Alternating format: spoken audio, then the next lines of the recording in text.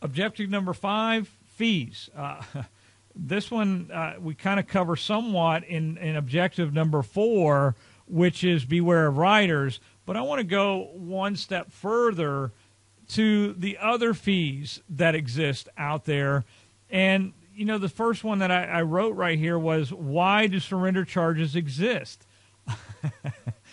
You know, I think that's a fair question. I know a lot of people that sell annuities don't like that question, but why do they exist? You know, I ask the question all the time. If I'm going to put my house up for sale and I hire a real estate agent, they generally have a contract that I sign, and it says very explicitly that they're getting paid 6% for selling my home. Now, most of you, if you had a $300,000 or $400,000 house, you multiply 6% and say, wow, 20 grand. That's a lot of money that I'm paying someone to sell my house. Doesn't make it wrong. And the whole idea is that that person is going to market your house. They're going to take care of the marketing process. They're going to take care of the contractual process. They're going to take care of the closings and arrangements of the closings, and make sure the title insurance is done and all the components. So the whole objective is that they're going to earn their fee or their commission for selling me my home.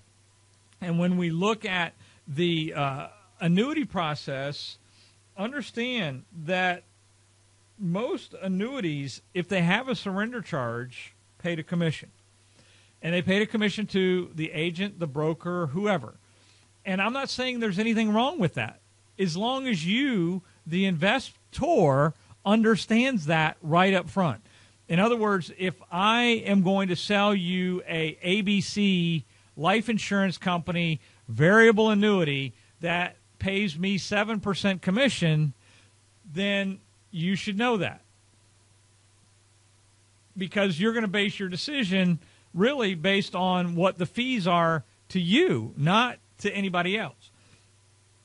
So if that agent broker is getting paid 4%, 5%, 7% in commission, I got no problem with that, as long as you have no problem with that.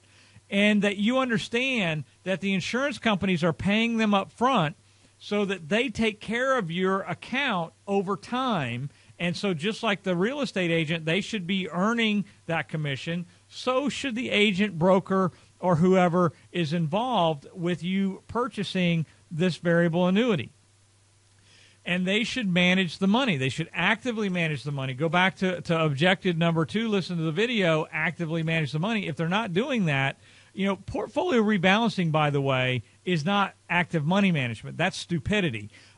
Just arbitrarily every quarter selling your winners and buying losers is not what I call portfolio management, and nor is it anybody that I know who is a professional money manager would call that money management. I think from your viewpoint, what you're looking for is someone to manage the money for you if you're doing that, and you want them to be intricately involved.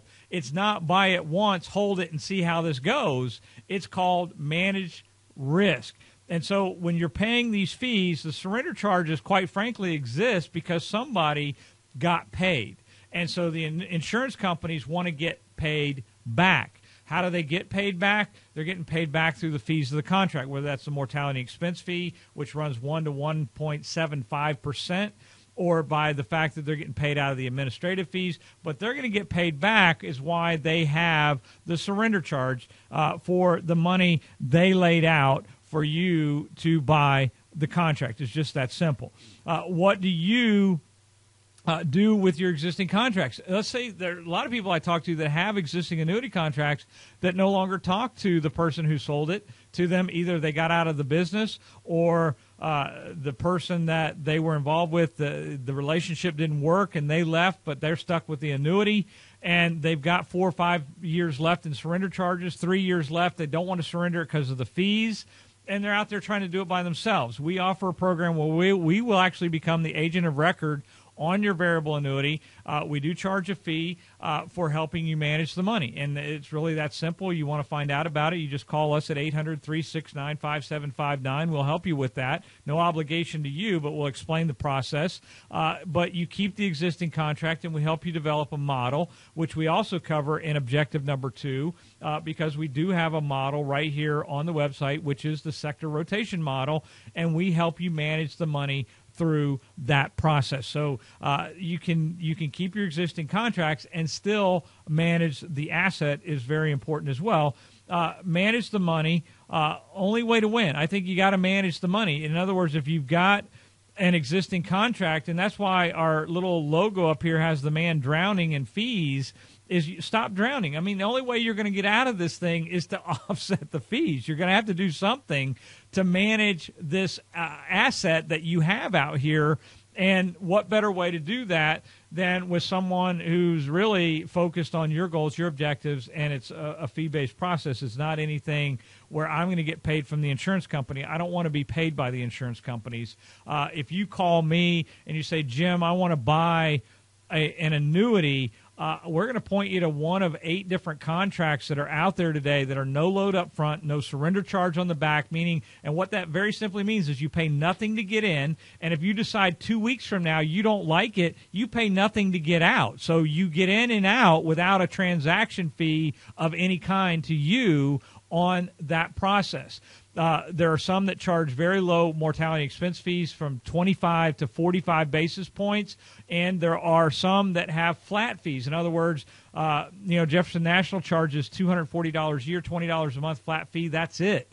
So if you own the contract for 30 days and you decide this isn't for me, you can take your money out, and all you're out is $20. And so to me, that really is an important element to why variable annuities work in that environment, is that you don't have any fees that you're bucking against. And, if you can keep your fee process down and then you go out and earn 8, 9, 10, 12%, you get to keep that. You're not sharing 3 or 4% with the insurance companies and other people. It's yours. It's yours to keep. It's your money. And what we talked about in objective number 3 of maximizing your income actually starts to work now. It makes sense.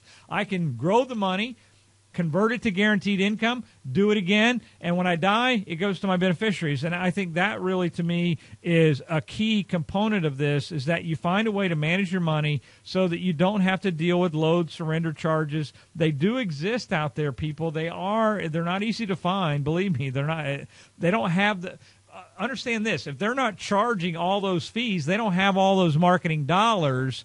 And I think that's very important to understand, is that this is a process. It's a learning process, and there are products out there that work very well. But get rid of the fees. Think about this. And this is a question that I ask a lot, is that if you had $1 million in a variable annuity, and believe it or not, I use that number, people say, well, that's a lot of money.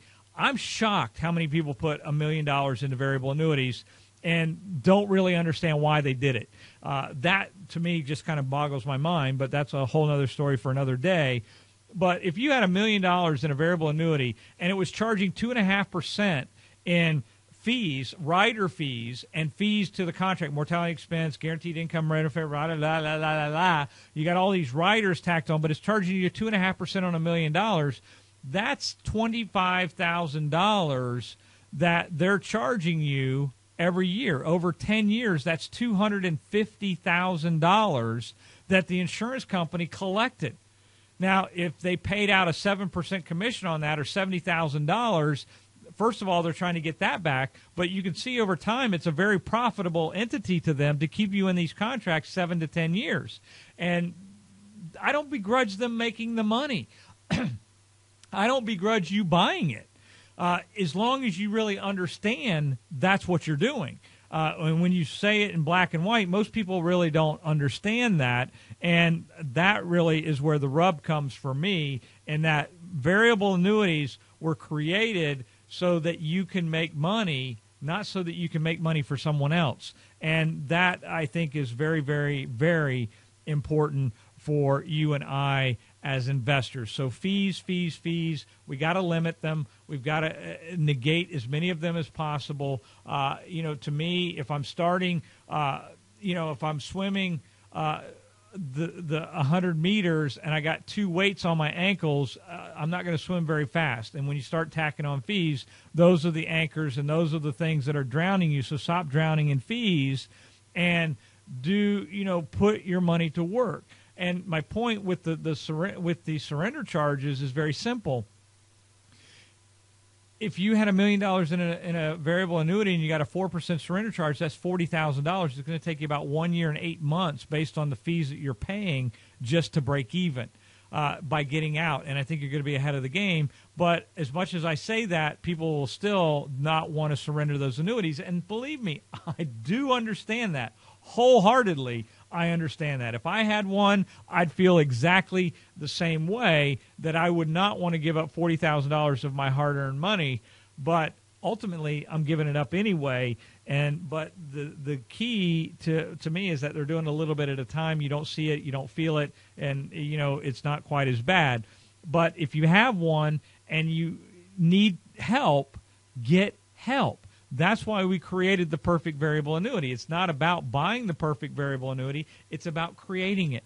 If you were dealt a lemon, make lemonade. If you've got a lemon, figure out how to enjoy the lemon. Don't bemoan it. Fix it.